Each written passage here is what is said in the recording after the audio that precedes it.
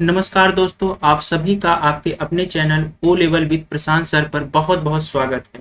कैसे हैं आप सब? उम्मीद है अच्छे होंगे और अपनी पढ़ाई को जारी रखे होंगे। ठीक है, तो आज से हम लोग एक नए विषय का आगाज करने वाले हैं जिसका नाम है इतिहास। और इतिहास में आज हम पढ़ने वाले हैं प्रागैतिहासिक काल। तो प्रागैतिहासिक काल से बहुत टाइप के प्रश्न बनते हैं आपके परीक्षा में, और उन्हीं प्रश्नों में को लेकर के हम आए हैं जो प्रीवियस ईयर आ चुके हैं। और इन्हीं प्रश्नों के माध्यम से हम अपने कॉन्सेप्ट को डेवलप करेंगे और एक नए अप्रोच के साथ सीखेंगे। रटने का कम प्रयास करेंगे और समझने पर ज़्यादा फोकस रहेगा। तो ये रहा आज का पहला सवाल। राष्ट्रीय मानव संग्रहालय कहाँ पर है? गुवाहाटी, बस्तर, भोपाल, चेन्नई। तो इसका राइट आंसर क्या हो जाएगा? भोपाल। राइट आंसर क्या हो जाएगा? भोपाल।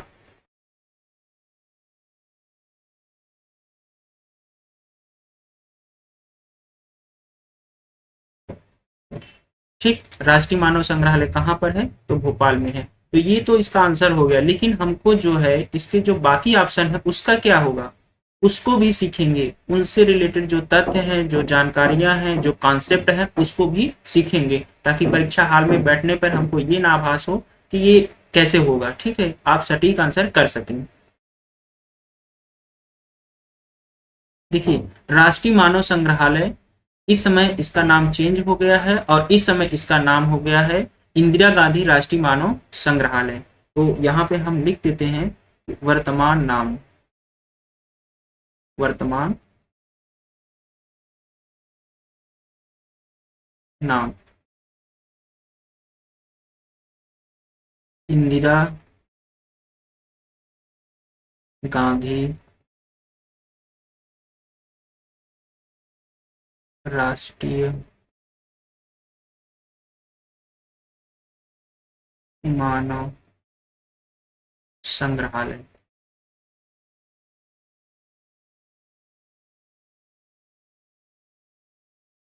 ठीक, राष्ट्रीय मानव संग्रहालय का वर्तमान नाम क्या हो गया? इंदिरा गांधी राष्ट्रीय मानव संग्रहालय।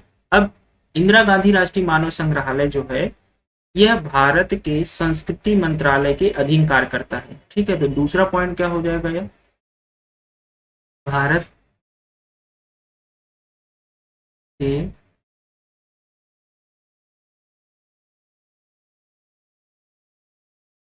संस्कृति मंत्रालय।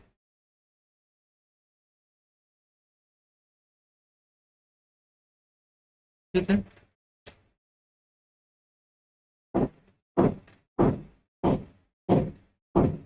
और अभी मैंने बताया ये कहाँ पर है, तो एमपी यानी कि भोपाल। ठीक,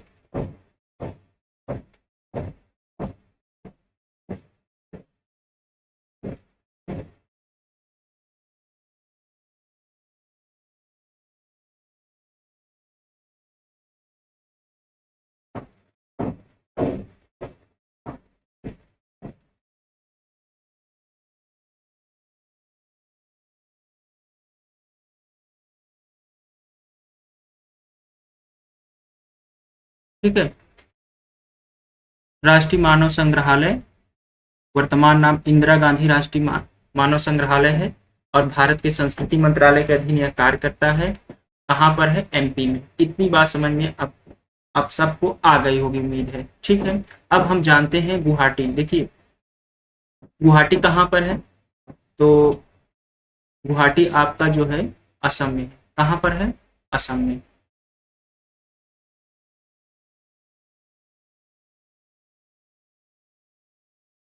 कहाँ है? असम में। ठीक, बस्तर आपका कहाँ है? ये आपका छत्तीसगढ़ में है। छत्तीसगढ़ में है। और आपका रहा चेन्नई। कहाँ पे है ये? तमिलनाडु। तमिलनाडु। ठीक, चलिए, अब हम एक एक उठाते हैं, गुवाहाटी, बस्तर और चेन्नई के बारे में जानते हैं। ठीक,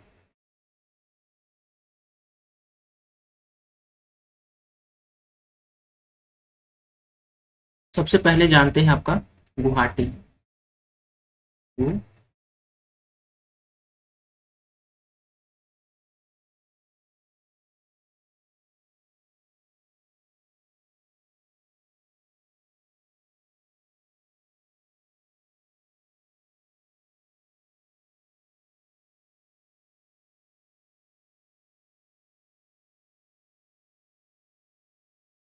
तो मैंने आपको बताया कि गुवाहाटी कहाँ पर है, असम में है। कहाँ है, असम में है। अब देखिए असम की जो राजधानी है, क्या राजधानी, आप सभी को पता होगा इसमें से कुछ लोगों को, क्या है, दिसपुर। असम की राजधानी क्या है, दिसपुर है। ठीक है।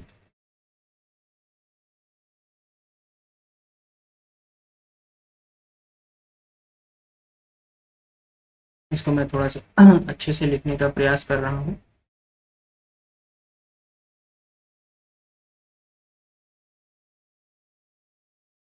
ठीक। अब देखिए ये जो असम है ना, ये असम में एक बहुत ही इंपॉर्टेंट चीज फेमस है, वो है आपका कामाख्या मंदिर। कामाख्या मंदिर। ठीक, ये इंपॉर्टेंट है कामाख्या मंदिर। इसके अलावा असम और इसके लिए इंपॉर्टेंट है, एक आप जानते हैं कि अ, राष्ट्रीय उद्यान, राष्ट्रीय उद्यान है, और इसका नाम क्या है, काजीरंगा। ठीक है, क्या नाम है, काजीरंगा। और यह किसके लिए फेमस है, तो एक सिंह गैंडा वाले, ये थोड़ा सा यहाँ लिख लेंगे, एक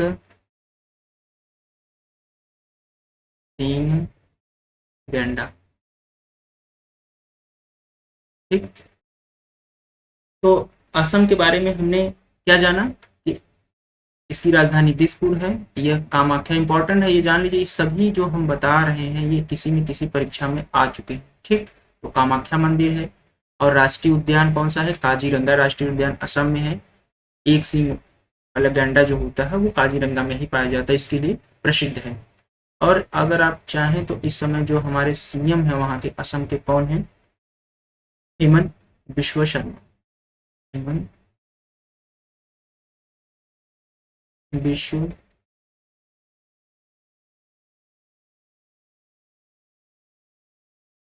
शर्मा। ठीक। ये 15वें सीएम है, वैसे इतना इम्पोर्टेंट नहीं है लेकिन फिर भी आप दिमाग में रख सकते हैं। ठीक। ये हुआ गुवाहाटी। अब हम यहीं पे जानते हैं किसके बारे में, बस्तर के बारे में जानते हैं, बस्तर।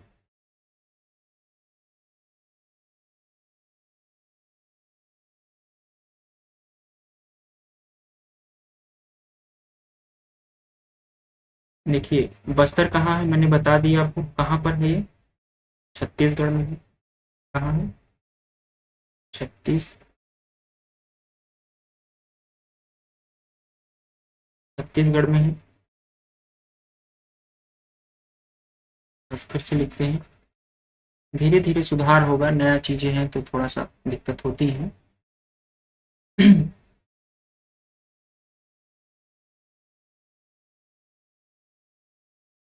छत्तीसगढ़। ठीक है।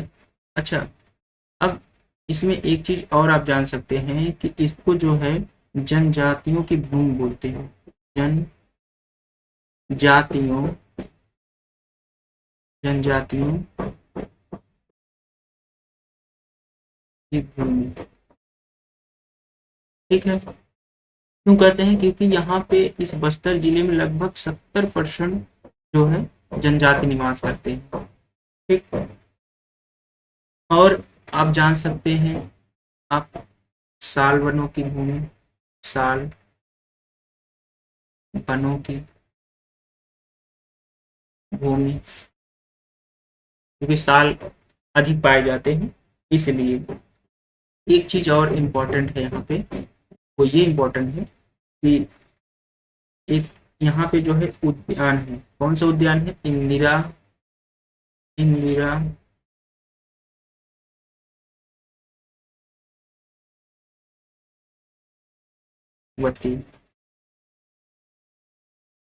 इंदिरावती। ठीक है, या इसको बोलते हैं इंदिरा, इंदिरावती राष्ट्रीय उद्यान। ठीक है, तो बस्तर में हमने क्या जाना कि छत्तीसगढ़ में है, जनजातियों की भूमि कहा जाता है बस्तर को, सालबनों की भूमि बोलते हैं। और यहाँ पे इंदिरा नदी है, इंद्रावती नदी है, उसी नदी के तट पर जो है इंद्रावती राष्ट्रीय उद्यान भी स्थित है। और सीएम जो यहाँ पे कौन है, सीएम कौन है, तो आप याद कर सकते हैं भूपेश बघेल है, भूपेश बघेल।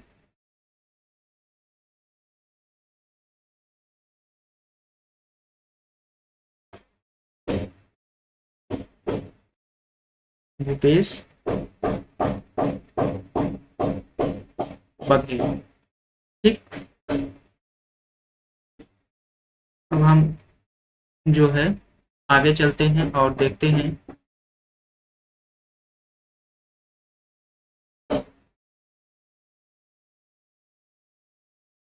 चेन्नई, इसके बारे में, चेन्नई के बारे में। तो चेन्नई कहाँ पर स्थित है, तमिलनाडु में, मैंने आपको बता दिया। देखिए मैं ये नाम किस लिए बता रहा हूँ, मैं इसलिए बताना चाहता हूँ ताकि आपके दिमाग में जब कभी भी आगे हम व्याख्या करें तो इतना डिटेलिंग तब हमें नहीं करना पड़ेगा। जैसे हम चेन्नई या तमिलनाडु का नाम लेंगे तो ये सब सारी चीज़ें आपके दिमाग में रिवाइज के तौर पे चित्र बन जाएंगे कि हाँ चेन्नई तमिलनाडु में स्थित है। चेन्नई से रिलेटेड जो भी जानकारियाँ होंगी, जैसे अब इसके बारे में जानते हैं कि यह कहाँ पे है। सबसे पहली बात तो ये है तमिलनाडु में, तमिलनाडु में है। अब ये जो तमिलनाडु है, तो इस तमिलनाडु में बहुत ही प्रमुख चीज की बात कर रहे हैं। देखिए सबसे पहले एक आता है आपका त्योहार, इसमें सबसे ज्यादा इम्पोर्टेंट कौन सा है, पोंगल। क्या इम्पोर्टेंट है, पोंगल। इसके अलावा एक है जलीकट्टू। क्या है, जलीकट्टू, जलीकट्टू। ठीक, और मंदिर के रूप में अगर देखेंगे तो मंदिर में जो है हमारे पास क्या है फेमस के तौर पे, मीनाक्षी मंदिर। कौन सा, मीनाक्षी, मीनाक्षी मंदिर। ठीक, और आप सभी जानते हैं इस समय यहाँ के सीएम कौन है, एम.के. स्टालिन। स्टालिन जो कि डीएमके से है। ठीक, तो हमने चेन्नई में क्या जाना कि चेन्नई में हमने जाना कि चेन्नई तमिलनाडु में स्थित है। अगर त्योहार की बात करेंगे तो यहाँ पे जो है पोंगल और जलीकट्टू, ये कई बार परीक्षा में पूछा है, मुझे इसलिए बताना सही लग रहा है और आप सभी याद भी रखेंगे दिमाग में कि पोंगल जलीकट्टू तमिलनाडु का त्योहार है। यहाँ पे मीनाक्षी मंदिर प्रमुख फेमस है और यहाँ के सीएम कौन है, एम.के. स्टालिन। ठीक, तो अब हम जो है थोड़ा सा शॉर्टकट में इसका रिवीजन के तौर पे देख सकते हैं। ठीक है, आते हैं सबसे ऊपर आपका जो क्या था, राष्ट्रीय मानव संग्रहालय कहाँ पर है, तो हमने बताया ये भोपाल में है। इस समय राष्ट्रीय मानव संग्रहालय का नाम बदल गया है और इस समय इसका नाम क्या हो गया है, वर्तमान में इंदिरा गांधी राष्ट्रीय मानव संग्रहालय हो गया है। ठीक है, इंदिरा गांधी राष्ट्रीय मानव संग्रहालय भारत की संस्कृति मंत्रालय के अधीन कार्य करता है। ठीक है, ये इंपॉर्टेंट है कि डायरेक्ट एग्जाम में पूछता है कि राष्ट्रीय मानव संग्रहालय भारत सरकार के किस विभाग के अंडर काम करता है, तो संस्कृति मंत्रालय से। ठीक, एमपी भोपाल में है। ठीक, और मैंने बताया आपको क्या, गुवाहाटी असम में है। ठीक, और असम की राजधानी दिसपुर है। यहाँ पे कामाख्या मंदिर प्रसिद्ध है। ठीक है,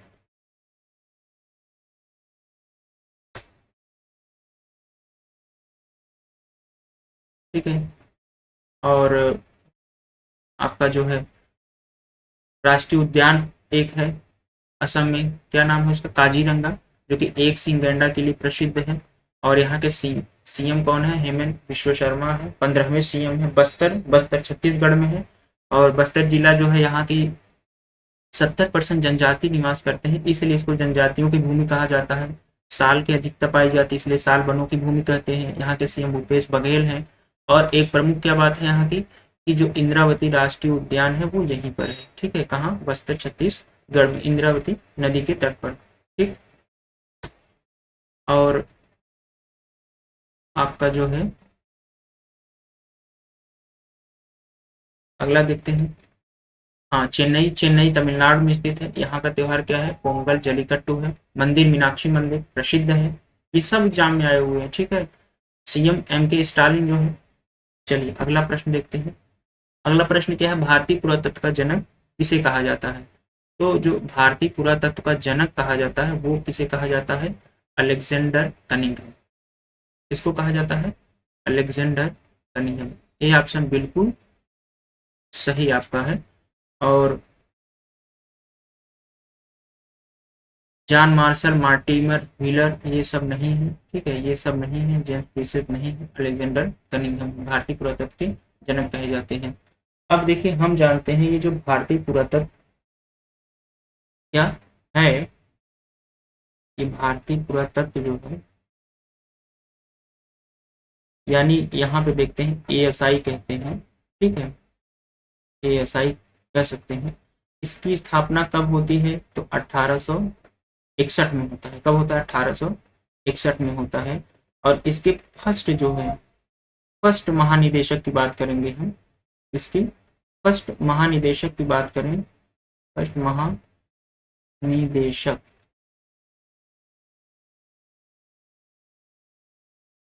भारतीय पुरातत्व जो विभाग है, भारतीय पुरातत्व विभाग, वो 1861 में स्थापित किया गया। और इसके पहले महानिदेशक जो बने वो बने आपके अलेक्जेंडर कनिंघम। अलेक्जेंडर कनिंघम, ठीक। और अलेक्जेंडर कनिंघम बने। और ये जो है एएसआई है, ये किस विभाग के अंडर काम करता है? तो यह भी हमारे जो संस्कृति मंत्रालय है, संस्कृति मंत्रालय, उसके अंडर कार्य करता है, ठीक। एएसआई 1861 में स्थापित हुआ। इसके पहले महानिदेशक अलेक्जेंडर कनिंघम है और संस्कृति मंत्रालय के अधीन कार्य करता है। अच्छा, ये सीधा पूछ सकता है कि इसका हेड क्वार्टर कहाँ है? तो हेड क्वार्टर कहाँ है? न्यू दिल्ली, न्यू दिल्ली, ठीक है। और आप चाहें तो अलेक्जेंडर कनिंघम के बारे में थोड़ी सी जानकारी जान सकते हैं कि इनकी इंडिया में नियुक्ति बंगाल इंजीनियर, तो बंगाल है, बंगाल में इंजीनियर थे, बंगाल में, बंगाल के इंजीनियर, इंजीनियर, ठीक है। ये जो है आपका 1814 में से लेकर के 1893, ऐसा नहीं, ये बंगाल के इंजीनियर थे, उसका शासनकाल ये नहीं है, ये इनका पूरा जन्म से लेकर मृत्यु तक का ही है। ये इंग्लैंड के थे। कहाँ के थे? इंग्लैंड के। कहाँ के थे? इंग्लैंड के, ठीक। तो हमने क्या देखा? ये देखा कि भारतीय पुरातत्व के जनक अलेक्जेंडर कनिंघम है। और जो हमारा भारतीय पुरातत्व विभाग है यानी आर्कियोलॉजी सर्वे ऑफ इंडिया है, वो 1861 में स्थापित किया जाता है। इसके पहले महानिदेशक बनते हैं अलेक्जेंडर कनिंघम बनते हैं। और जो एएसआई है यह भारत के संस्कृति मंत्रालय के अधीन कार्य करता है और इसका मुख्यालय कहाँ है? नई दिल्ली में है, ठीक है। अब हम थोड़ा सा जानते हैं जॉन मार्शल के बारे में भी, मार्टिन व्हीलर के बारे में भी, जेम्स प्रिंसेस के बारे में भी, क्योंकि अगर यहाँ से प्रश्न बनता है तो उसको भी हम हल कर सकें, ठीक। चलिए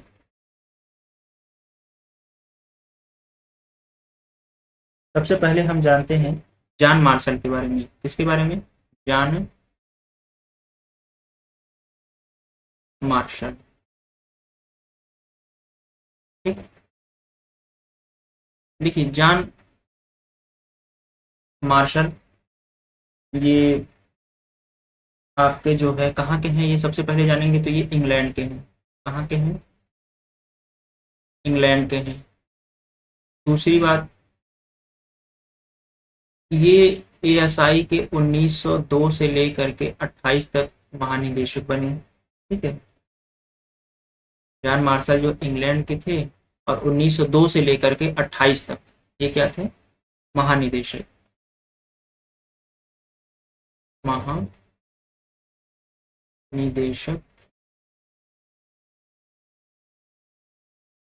इसके एएसआई। ठीक, अब जानते हैं किसके बारे में, मार्टिमर हिलर। Mortimer healer.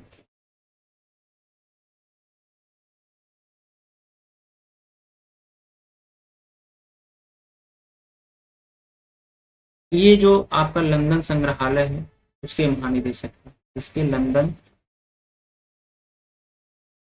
संग्रहालय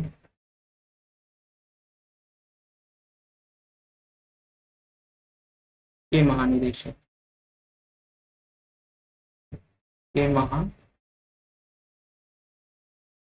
ठीक है, और जब हमारा देश जब आजाद हुआ था तो उस टाइम भी एएसआई के अगर पूछे महानिदेशक कौन थे, तो आजादी के टाइम, यानी कि आजादी के समय एएसआई के महानिदेशक।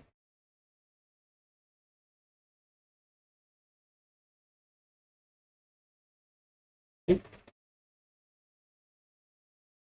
अंत में कौन है, जेम्स।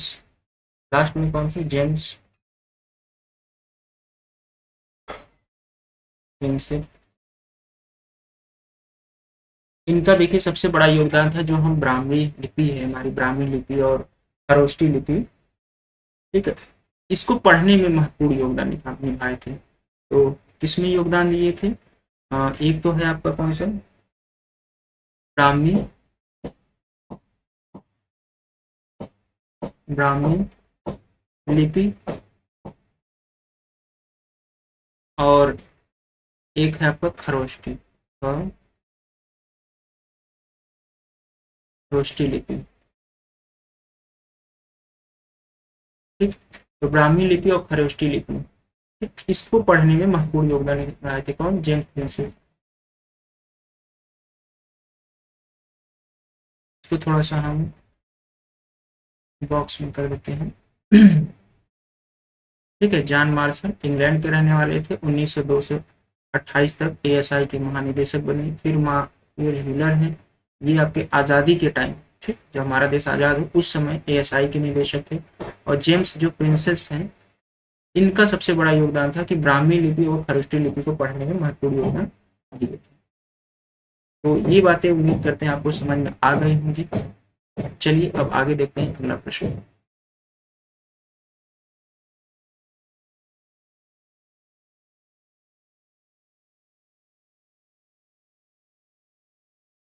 प्रश्न संख्या 3, नीचे दो कथन दिए गए हैं, एक को अभिकथन 1 कहा गया है और दूसरे को कारण आर कहा गया है। ठीक है, अभिकथन 1 क्या कहता है कि विंध्य क्षेत्र के पाषाण युगीन लोगों ने जो नूतन काल के अंत में गंगा घाटी में प्रव्रजन किया, इसका कारण बताया जा रहा है कि जलवायु परिवर्तन के कारण इस काल में शुष्कता का चरण था।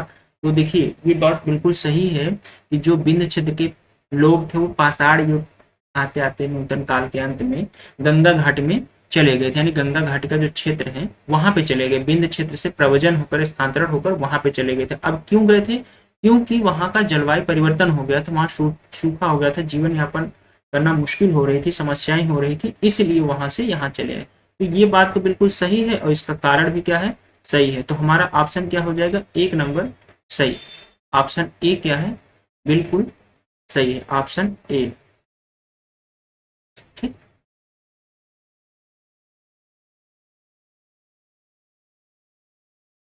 तो एक आप याद करिए, GR शर्मा,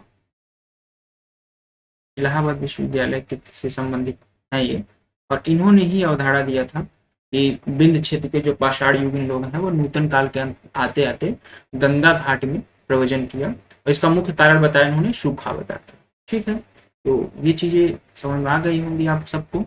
आगे बढ़ते हैं अगले प्रश्न की तरफ।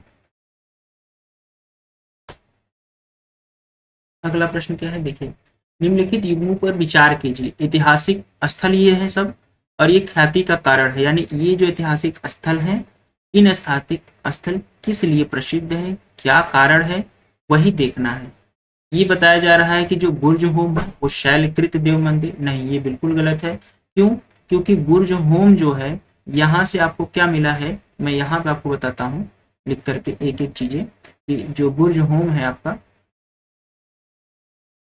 बुर्ज होम, पहली बात, यहाँ ये है कहाँ का स्थल, कहाँ का है, तो ये आपका है जम्मू एंड कश्मीर।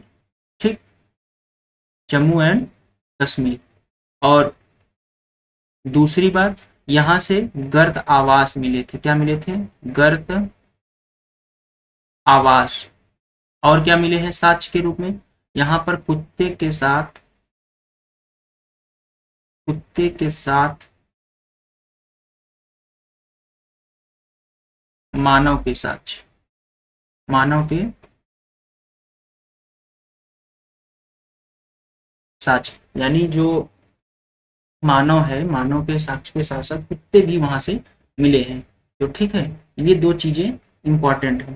क्या है इंपॉर्टेंट नंबर एक, इंपॉर्टेंट नंबर एक है आपका कि ये पहली बात जम्मू कश्मीर से है, जम्मू कश्मीर का स्थल है ये। ठीक है, यह एक सेकंड,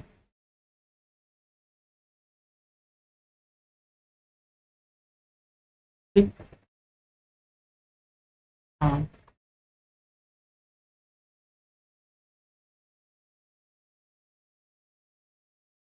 ठीक है। बुर्ज हूँ कहाँ का है, जम्मू कश्मीर का है। तो और यहाँ से प्राप्त क्या हुए हैं साक्ष्य के रूप में, गर्द आवास मिले हैं और कुत्ते के साथ मानव के भी साक्ष्य मिले हैं। और दूसरी बात ये है कि यह सबसे बड़ी बात नौ पाषाणिक स्थल है। कैसा स्थल है यह, नौ पाषाणिक स्थल है, नौ पाषाणिक स्थल है।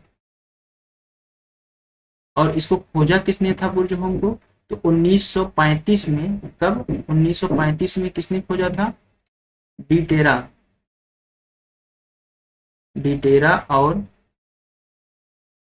पीटरसन, दो वैज्ञानिकों ने मिलकर बुर्ज होम को खोजा। ठीक है, यही जम्मू कश्मीर में ही एक है गुफ कराल, क्या नाम है, यह भी नौपाषाणिक स्थल है, गुफ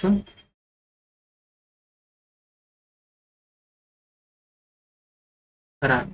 ठीक, तो ये तो नहीं होगा, शैलकृत देव मंदिर नहीं होगा। अब आते हैं चंद्रकेतुगढ़।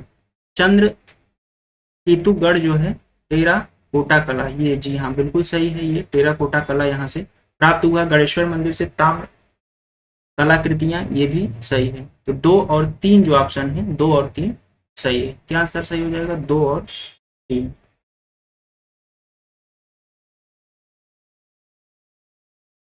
ठीक, अब हम थोड़ा सा इसके बारे में ये देख लेते हैं कि जो गणेश्वर है और चंद्रकेतुगढ़, ये मिले तो है, लेकिन इनसे संबंधित और भी जानकारी देखते हैं। ये कहाँ पर हैं, भारत के किस राज्य से संबंधित है ये, और भी यहाँ से कुछ चीजें मिली हैं कि नहीं मिली हैं, क्योंकि अगर परीक्षा में जब यहाँ से इस तरीके से प्रश्न बने हुए हैं, तो जाहिर सी बात है इससे रिलेटेड जो और तथ्य हैं वहां से भी प्रश्न बन सकते हैं। ठीक है, तो उसके बारे में देखते हैं। बुर्ज होम के बारे में मैंने बता दिया, अब हम देखते हैं इसके बारे में, चंद्र केतु गढ़ के बारे में। चंद्र केतु गढ़, ठीक,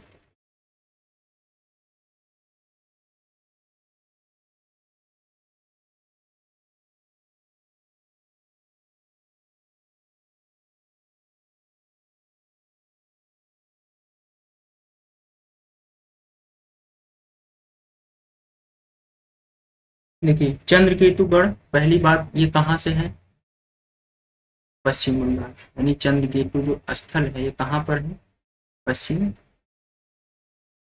बंगाल में। ठीक, और दूसरी बात, यह जो है आपका पश्चिम बंगाल में तो है, लेकिन एक नदी है विद्याधरी नदी, विद्याधरी,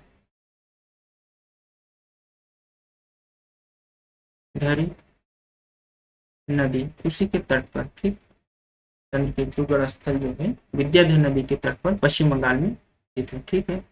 और देखिए ये कैसा मतलब संस्कृति का है, तो ये पूरा तात्विक जो पूरा पाषाण है, कैसा है, पूरा तात्विक, पूरा तात्विक पूरा स्थल, ठीक। और यहाँ से प्राप्त क्या हुआ है, प्राप्त क्या हुआ है, तो प्राप्त हुआ है आपका टेराकोटा, मैंने बताया आपको प्रश्न में, टेराकोटा कला, टेराकोटा कला, ठीक। तो चंद्रकेतुगढ़ पश्चिम बंगाल में है, विद्याधर नदी के तट पर स्थित है, पूरा पूरा स्थल है, यहाँ से टेराकोटा की कला प्राप्त किया गया है, ठीक। अब हम देखते हैं जो आपका गणेश्वर था, क्या, गणेश्वर,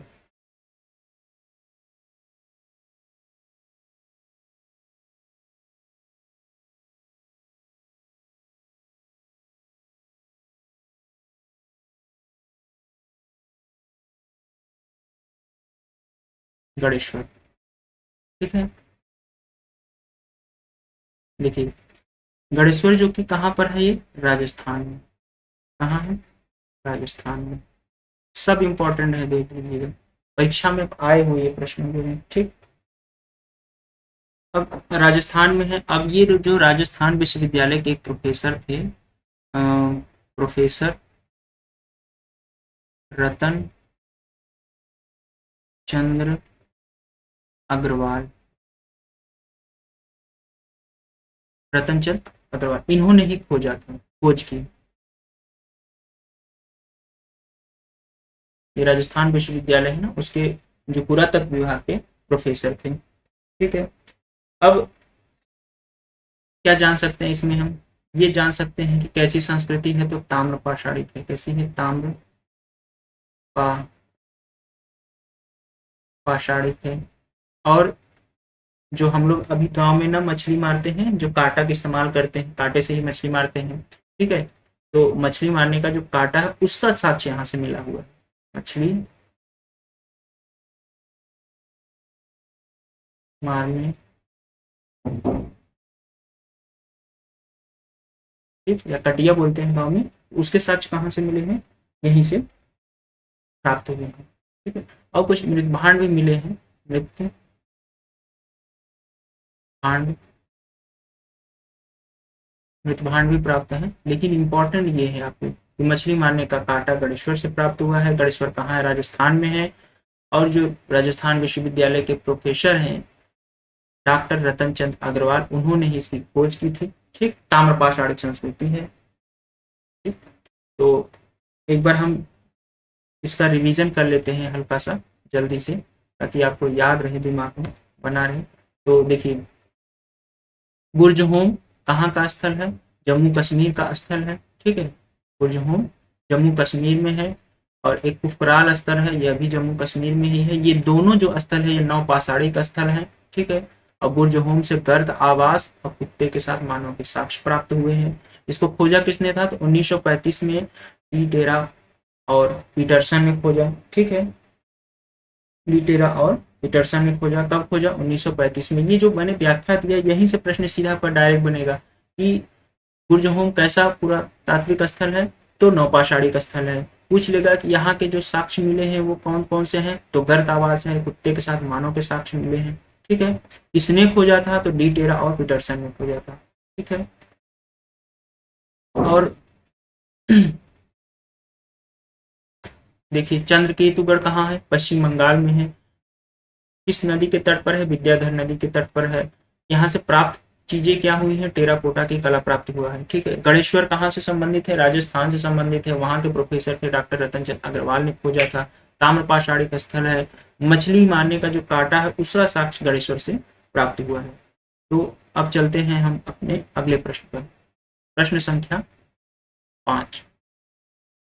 ताम्रपाषाण काल में महाराष्ट्र के लोग मृतकों को घर के फर्श के नीचे दफनाते थे, ठीक है। जो महाराष्ट्र के लोग थे वो मृतकों को फर्श के नीचे दफनाते थे, मृतकों को फर्श के नीचे दफनाते थे।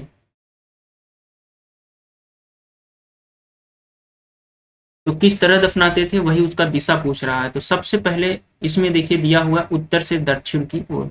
जी हाँ, बिल्कुल सही उत्तर है। उत्तर से दक्षिण की ओर, पूर्व से पश्चिम की ओर नहीं करते थे, दक्षिण से उत्तर की ओर भी नहीं करते थे और पश्चिम से पूर्व की नहीं, बल्कि नॉर्थ टू साउथ करते थे। कहाँ से करते थे? नॉर्थ टू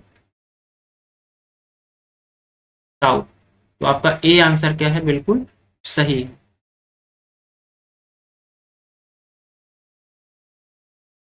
ठीक। अब देखिए यहाँ पे आया है महाराष्ट्र के लोग। तो ये जो महाराष्ट्र के लोग हैं ना, यही के लोग को कहा जाता था जोरवे। यहाँ पे एक संस्कृति विकसित हुई। कौन सी? जोरवे संस्कृति। जोरवे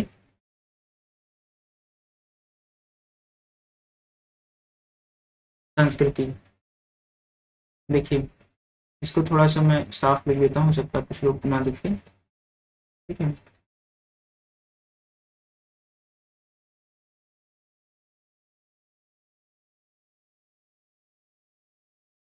जोरवे संस्कृति।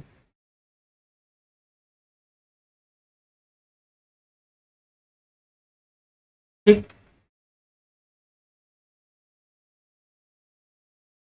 अब देखिए जो जोरवे संस्कृति है, इसका विस्तार कहाँ पे है? तो महाराष्ट्र। कहाँ पे है? महाराष्ट्र।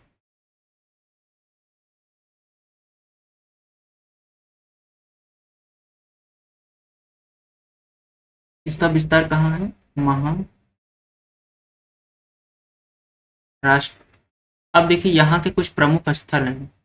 जो जोरवे संस्कृति है उसके कुछ प्रमुख स्थल हैं जो कि मिलान करने के लिए अक्सर परीक्षा में पूछता है। पहला है आपका निवादा।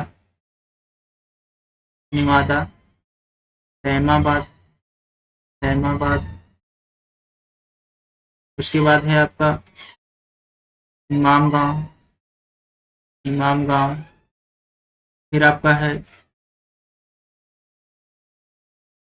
चंदौली। ठीक। तो निवादा, दैमाबाद, इमाम गांव, चंदौली, ये इसके प्रमुख स्थल हैं। ठीक है। और ये जो है आपके जोरवे संस्कृति के लोग, ये निवादा, दैमाबाद, इमामगांव, चंदौली तक विस्तार था इनका। महाराष्ट्र का क्षेत्र लगता था। और यहाँ के लोग जो थे ये अपने मृतकों को नॉर्थ टू साउथ दफनाते थे। ठीक है। और क्या चीजें हैं इसमें? एक चीजें और इम्पोर्टेंट है, वो ध्यान में रखिएगा कि जो जोरवे संस्कृति है ना, ये ताम्र पाषाणिक संस्कृति है। कभी कभी आपको दे देगा निम्नलिखित में से कौन सी संस्कृति ताम्र पाषाणिक संस्कृति है। तो इसको ध्यान में रखिएगा, ये कैसी संस्कृति है? ताम्र पाषाणिक संस्कृति है। ताम्र पाषाणिक संस्कृति।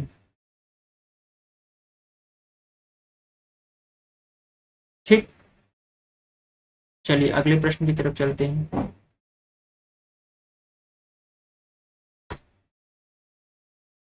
अगला प्रश्न क्या है? गैरिक मृत भांडपात ओसीपी का नामांतरण हुआ था। तो कहाँ पे नामांतरण हुआ था ये आप सबको बताना है। तो कहाँ पे हुआ था? हस्तिनापुर में हुआ था। इसका सही आंसर क्या हो जाएगा?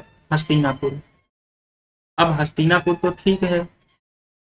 अब लेकिन हस्तिनापुर को कुछ लोग को ये नहीं पता इसका क्षेत्र कहाँ लगता है। तो हस्तिनापुर का जो क्षेत्र लगता है ना, ये मेरठ वाला लगता है क्षेत्र। जो गंगा यमुना का द्वाब वाला क्षेत्र है, मेरठ। ठीक। मेरठ का क्षेत्र लगता है। ठीक। यानी कि आपका कह सकते हैं मेरठ यानी कि गंगा यमुना दोआब क्षेत्र। मैप में आप सब देखे होंगे दोआब क्षेत्र। अब ये तो मेरठ हस्तिनापुर लगता है। अब दूसरी बात, इसका नामांकन हुआ था ओसीपी का, तो किसी ने किया होगा। किसने किया था? तो किसने किया था नामांकन? नामांकन किए थे डॉक्टर बी बी लाल। कब किए थे? तो 1951 में किए थे। ठीक है। अगर आप चाहें तो ये जो ओसीपी है, क्या ओसीपी का फुल फॉर्म क्या होता है, और कलर पॉटरी। ठीक।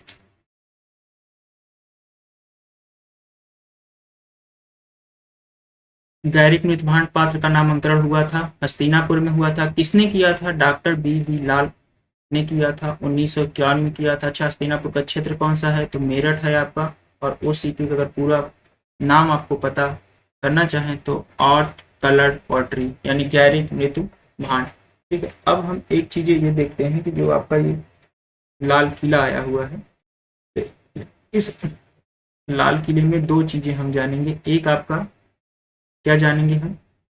दिल्ली का, इसका। चलिए अगले पेज पे लेकर बताते हैं आपको, यहाँ पे थोड़ा स्पेस कम बच रहा है। ठीक है।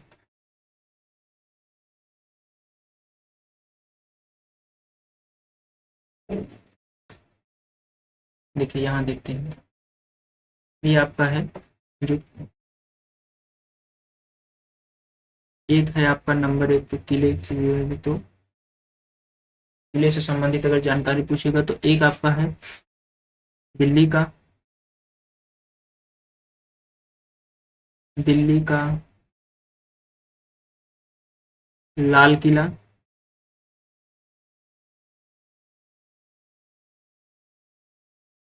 और दूसरा आपका है आगरा,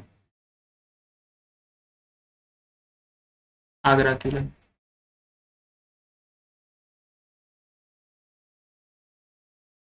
ठीक। अब देखिए, जो दिल्ली का लाल किला है, इसको किसने बनवाया था? किसने बनवाया था? तो शाहजहां ने बनवाया था। किसने बनवाया था? शाहजहां ने बनवाया। अच्छा, कब बनवाया था? तो 1638 से लेकर के 48 के बीच में। ठीक। अच्छा, शाहजहां ने तो बनवाया था, लेकिन उसने थोड़ी बनाया था। उसने बनवाया था तो कोई इसका डिजाइनर होगा, आर्किटेक्चर होगा। ठीक है। तो उनका नाम क्या था? एग्जाम में पूछता है कि ये लाल किला जो है, इसके आर्किटेक्चर कौन है? तो हैं आपके उस्ताद अहमद लाहौरी। कौन है? उस्ताद अहमद लाहौरी। ठीक। अब इसमें देखते हैं आगरा का किला में, तो इसको किसने बनवाया था? अकबर ने। जाहिर सी बात है, किसने बनवाया था? अकबर ने बनवाया था। बाद में आके शाहजहां ने इसमें संगमरमर का पत्थर लगवाया था, तो वो नहीं इंपॉर्टेंट, ये इंपॉर्टेंट है कि अकबर ने आगरा का किला बनवाया। ठीक। तो ये चीजें हो गई आपकी इतनी। अब हम जो है आगे बढ़ते हैं, आगे की तरफ देखते हैं।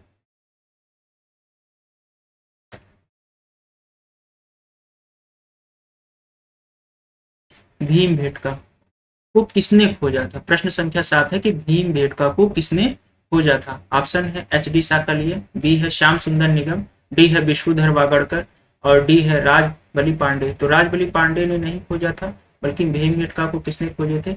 H D Sankalia. ये भी नहीं खोजे थे आपके, एच डी साकलिया ने भी नहीं किए थे, खोजा था। श्याम सुंदर ने भी नहीं खोजा था। विष्णुधर वागड़कर, ठीक है, डॉक्टर विष्णुधर वागड़कर या बी एस वागड़कर ने 1957 में खोजा था। तब 1957 में खोजा था। तो ऑप्शन नंबर सी बिल्कुल सही है आपका। ठीक है, ऑप्शन नंबर सी बिल्कुल ठीक है। अब देखिए कुछ इनके बारे में हम जान लेते हैं कि जो भीम भेटका है, ये किसके लिए प्रसिद्ध है। अक्सर परीक्षा में पूछता है आपका, जो भीम आपका भेटका है, ये आपका यहाँ से जानकारी हम देख लेते हैं थोड़ा सा। और किसके लिए प्रसिद्ध है? तो यह शैल चित्र, शैल चित्र के लिए प्रसिद्ध। ठीक। और दूसरी बात, अच्छा भीमबेटका है कहाँ पे, ये अक्सर पूछता है। तो आपका कहाँ है? एमपी। एमपी में कहाँ है? रायसेन जिला, रायसेन सेन जिला। ठीक है, और किसने खोजा था तो मैंने बता ही दिया आपको, वी.एस. वाकड़कर ने 1957 में खोजा था। ठीक है, और यहाँ से क्या जान सकते हैं, एक चीज और जान सकते हैं ये कि यहाँ से सर्वाधिक चित्र प्राप्त हुए हैं, सर्वाधिक सर्वाधिक शैल चित्र प्राप्त हुए हैं। ठीक है, और 2003 में, तब 2003 में यूनेस्को ने विश्व विरासत विश्व विरासत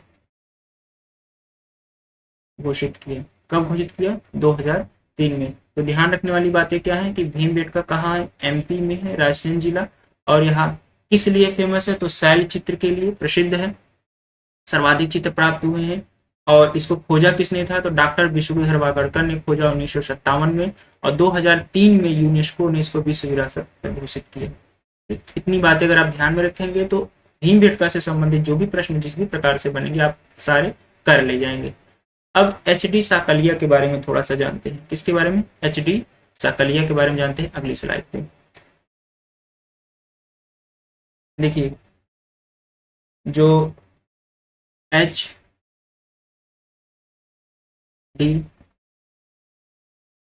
साकलिया हैं, ये पहली बात तो ये कि ये जो है आपका जो दक्कन कॉलेज पूना के प्रोफेसर थे। दक्कन कॉलेज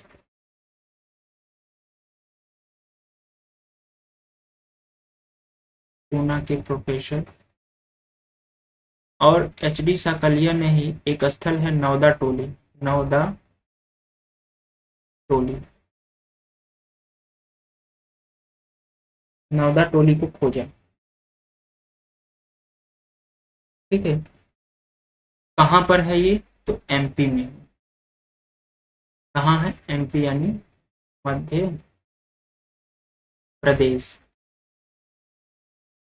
ठीक, तो एच.डी. साकलिया दक्कन कॉलेज के प्रोफेसर थे। नौदा टोली स्थल है, उसको इन्होंने खोजा था। नौदा टोली कहाँ है? मध्य प्रदेश में है। ठीक, इतनी बात ध्यान में रखिए।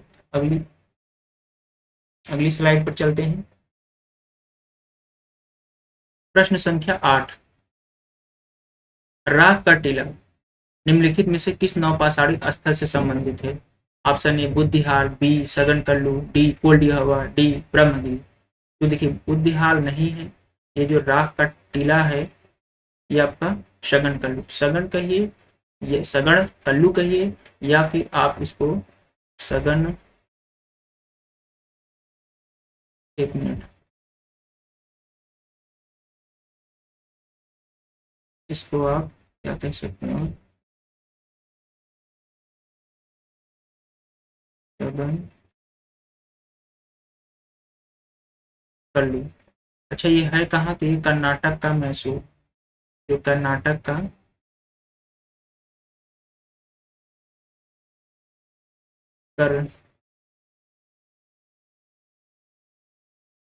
कर्नाटक के मैसूर। ठीक, तो राग का टीला नौपाषाणिक स्थल से संबंधित है। निम्नलिखित में से किस स्थल से संबंधित है? तो सगन कल्लू, यहीं से प्राप्त होता है। और सगन कल्लू कहाँ पर है? कर्नाटक के मैसूर। ठीक, अब देखिए, ये जो कुल्डी हवा है ना, कुल्डी हवा का क्षेत्र जो लगता है ये आपका इलाहाबाद लगता है। कहाँ पे? ALD यानी इलाहाबाद लगता है यूपी से। और यहाँ से जो साक्ष्य मिलते हैं ना, वो चावल के साक्ष्य मिलते हैं। किसके? चावल के साक्ष्य मिलते हैं। कब? 6500 ईसा पूर्व, ईसा पूर्व। ठीक है, आगे बढ़ते हैं अगले प्रश्न की तरफ। बृहद पाषाण स्मारकों की पहचान की गई। प्रश्न संख्या 9 है, क्या है? बृहद पाषाण स्मारकों की पहचान की गई। सन्यासी गुफाओं के रूप में नहीं, सन्यासी गुफाओं के रूप में नहीं, मृतकों को दफनाने के स्थान के रूप में। जी हाँ, ये सही है बिल्कुल आपका, कि बृहद पाषाण जो स्मारकों की पहचान की गई थी वो मृतकों को दफनाने के स्थान के रूप में की गई थी। ये ऑप्शन बिल्कुल सही है। ठीक है, जो हमारा दक्षिण भारत है, तो दक्षिण भारत में कहाँ, दक्षिण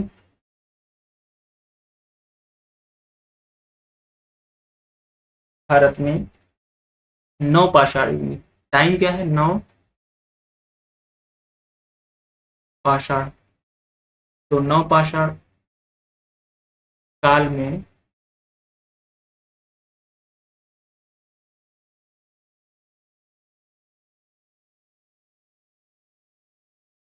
यहाँ पे समाधि की परंपरा थी। ठीक है, यहाँ के लोग जब मर जाते थे तो उनको दफनाते थे, और दफनाते थे जिस स्थान पे, उस स्थान पे बड़े बड़े विशाल का जो पाषाण थे, पत्थर थे, उसको ला करके स्थापित करते थे। ठीक है, तो वही चीज ये पूछ रहा है कि बृहद बृहद जो पाषाण स्मारकों को पहचान की गई थी, किस रूप में की गई थी, मृतकों को दफनाने के स्थान के रूप में की गई थी। और इसका एक अन्य जो बृहद पाषाण स्मारक है, इसको आप अन्य नाम से भी कभी कभी पूछ लेता है। ठीक है, क्या नाम है उनका, मेगालिथ बोलते हैं। क्या बोलते हैं, मेगालिथ की बोल दिया जाता है। ये ध्यान में रखेंगे। बृहद पाषाण स्मारकों की पहचान की गई थी मृतकों को दफनाने के स्थान के रूप में। दक्षिण भारत में जब नव पाषाण काल चला था तो वहां के लोग इस तरीके से करते थे। ठीक है, अगला प्रश्न देखिए, प्रश्न संख्या 10। नवदा टोली का उत्खनन किसने करवाया। तो नवदा टोली का उत्खनन किसने करवाया था, के.डी. वाजपेयी ने, नहीं, बी.एस. वागड़कर, ये तो भीमबेटका का करवाए थे। ठीक, मार्टी वेलेर ये भी नहीं करवाए थे, ये तो आजादी के टाइम एएसआई के क्या थे, महानिदेशक थे। एच.डी. साकलिया, तो सही आंसर क्या हो जाएगा, एच.डी. साकलिया। डी ऑप्शन बिल्कुल सही है, एच.डी. साकलिया नवदा टोली की खोज करते हैं। ठीक, जो कि नवदा टोली कहाँ पर है, ये अभी मैंने बताया आपको, पहले ही बता दिया, ये कहाँ पर है, एमपी में है। कहाँ पे है, एमपी यानी कि आपका मध्य प्रदेश में है। और इसकी खोज किसने की, एच.डी. साकलिया ने। ठीक है, तो ये 10 प्रश्न हो गए हैं, और एक बार जल्दी से हम लोग इसका रिवीजन कर लेते हैं फटाफट प्रश्नों को देख करके। ठीक है, जल्दी से इसका रिवीजन करते हैं।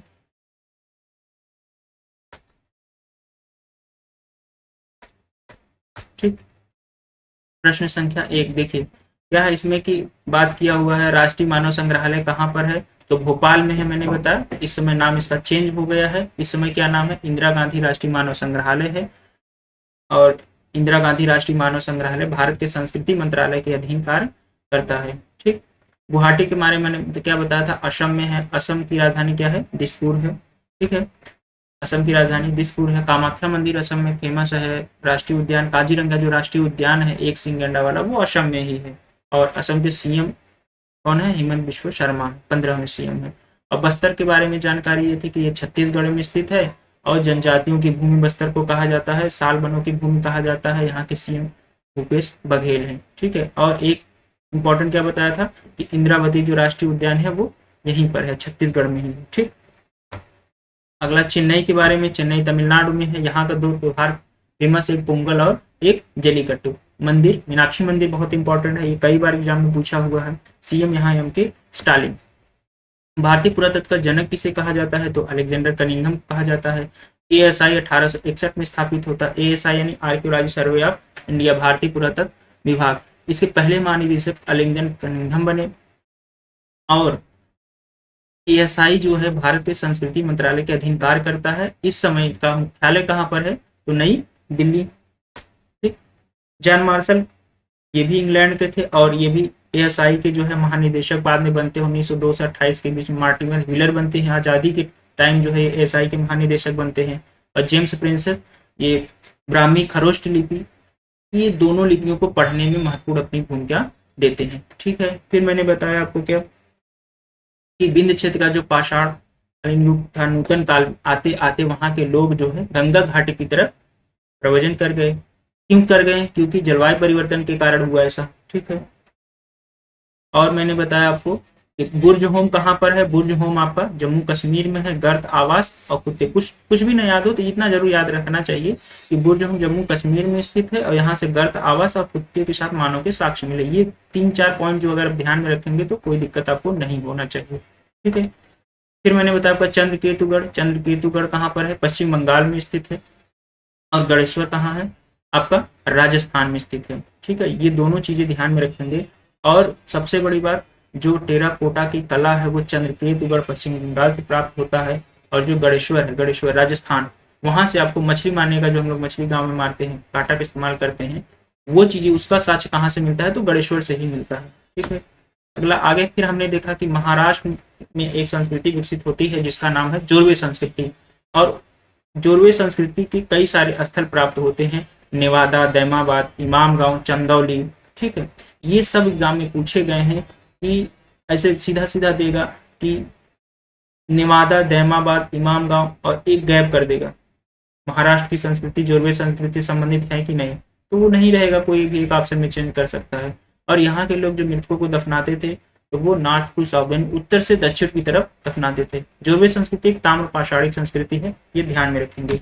अगला पॉइंट की बात करेंगे हम क्या, गैरिक मृतभांड की हमने बात किया, इसका नामांकन कहाँ होता है, तो हस्तिनापुर में होता है। किसने किया था, तो डॉक्टर बी लाल ने किया था। कब किया, 1951 में किया।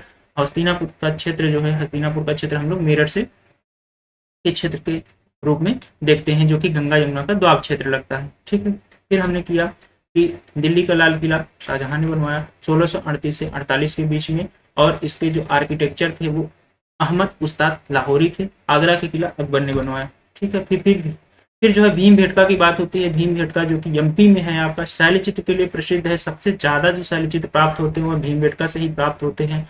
और इसकी खोज जो है किसने किया था, तो डॉक्टर बी एस वाकड़कर कही या विष्णुधर वाकड़कर करते हैं, 1957 में करते हैं। फिर 2003 में, 3 के आसपास, जो 2003 में ही यूनेस्को ने जो है भीमबेटका को विश्व विरासत स्थल की सूची में रखता है। ठीक, फिर एच.डी. साकलिया जो कि नौदा टोली जो स्थल है एमपी में, उसकी खोज करते हैं। और राख का टीला जो एक नवपाषाणिक स्थल से संबंधित है, किससे संबंधित है, तो सघन कल्लू जो कर्नाटक का मैसूर का क्षेत्र है, वहां से राख का टीला प्राप्त होता है। ठीक, और कोल्डी हवा मैंने बताया, ये भी इंपॉर्टेंट है कि कोल्डी हवा से जो है चावल के साक्ष्य प्राप्त हुए। सीधा सीधा प्रश्न पूछ लेता है कि कोल्डी हवा, निम्नलिखित 4 ऑप्शन दे देगा, इसमें से चावल के साक्ष्य प्राप्त हुए हैं, तो कोल्डी हवा से। ठीक, तो ये रहे आज के आपके 8 प्रश्न, शायद हाँ आगे 9 भी, ठीक 10 प्रश्न थे ना। हाँ, हमने 10 प्रश्नों की व्याख्या किया है। तो 9वां देखिए, 9वां में क्या है, बृहद पाषाण स्मारकों की पहचान की गई थी। तो ये किसके रूप में किया गया था, मैंने बताया कि दक्षिण भारत में जो नव पाषाण काल आता है, तो उस टाइम में जो वहाँ के लोग निवास करते थे, कोई मर जाता था उसको दफनाते थे। दफनाने के जहाँ पे दफनाते थे तो वहां पे बड़े बड़े विशालकाय पत्थर लाते थे, स्मारक के रूप में से बना देते थे। ठीक है, तो वही चीज बात कह रहा है कि बृहद पाषाण स्मारकों की पहचान की गई थी। किस रूप में की गई थी, तो मृतकों को दफनाने के स्थान के रूप में की गई थी। इसको एक अन्य नाम से जानते हैं जिसका नाम मेगालिथ है, ध्यान में रखेंगे। ठीक, फिर अंतिम प्रश्न क्या था, नौदा टोली का उत्खनन किसने करवाया था, तो ये मैंने बताया आपको एच.डी. साकलिया ने करवाया था। एच.डी. साकलिया ने नौदा टोली को खोजा। नौदा टोली कहाँ है, मध्य प्रदेश में है। ठीक, तो ये 10 प्रश्न आज हमने एक नए तरीके से सीखने का प्रयास किया है कि उसके जो 4 ऑप्शन हैं उसको भी जाने, उनके बारे में तथ्यों को समझें और एक नए तरीके से सीखें, ताकि जब भी हम परीक्षा में बैठें तो अधिक से अधिक प्रश्नों को हल कर सकें। तो आई होप आप सबको अच्छा लगा होगा। नमस्कार, धन्यवाद।